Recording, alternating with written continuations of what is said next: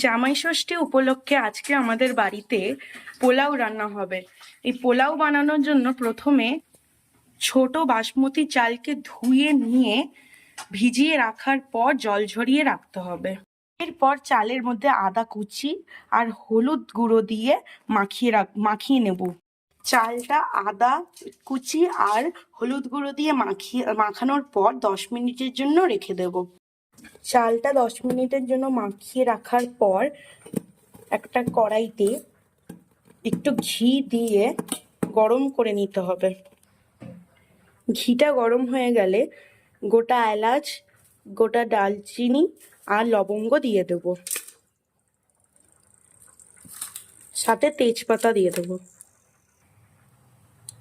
এবার চালটা দিয়ে দেব।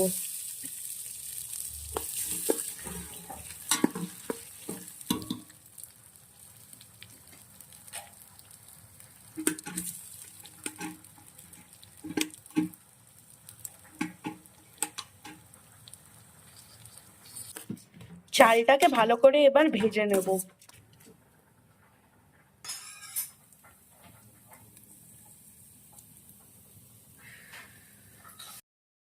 এরপর কাজু কিশমিশ দিয়ে চালটার সাথে নাড়িয়ে নেব আর ভেজে নেব। আমি এখানে 2 গ্লাস চাল দিয়েছি বলে 4 গ্লাস জল দিয়ে দেবো। আপনারা আপনাদের মতন দিয়ে দেবেন।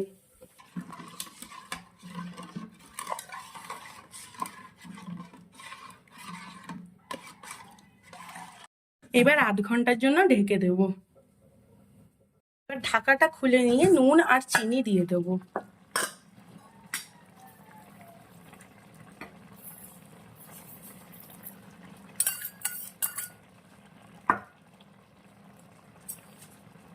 নুনটা আপনি স্বাদ অনুসারে দিয়ে দেবেন।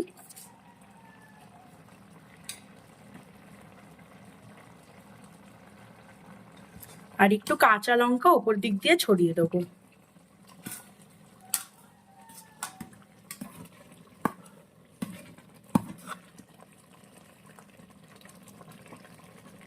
চিনি দেওয়ার পর আবার ঢাকা দিয়ে রাখবো কিছুক্ষণের জন্য।